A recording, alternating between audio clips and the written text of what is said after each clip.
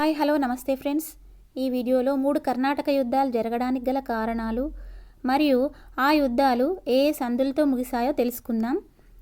First మొదటి కర్ణాటక యుద్ధం. ఈ యుద్ధం 1744 నుంచి 48 వరకు జరిగింది. ఈ యుద్ధానికి గల కారణం ఆస్ట్రియా వారసత్వ పోరు. ఈ యుద్ధం ఎక్స్లా చాపెల్ సంధితో ముగిసింది. నెక్స్ట్ రెండవ కర్ణాటక యుద్ధం. ఈ యుద్ధం 1749 నుంచి 1754 వరకు జరిగింది.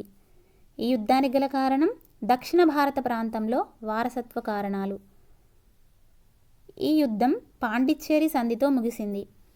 నెక్స్ట్ మూడవ కర్ణాటక యుద్ధం. ఈ యుద్ధం 1756 నుంచి 1764 వరకు జరిగింది. ఈ యుద్ధానికి గల కారణం యూరప్లోని సప్తవర్ష యుద్ధాలు. ఈ యుద్ధం ప్యారిస్ సంధితో ముగిసింది.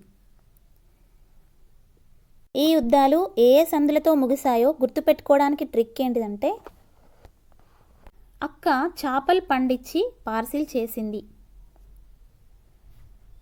అక్క చాపల్ ఎక్స్లా చాపెల్ సంధి, పండించి పాండిచ్చేరి సంధి, పార్సిల్ చేసింది ప్యారిస్ సంధి.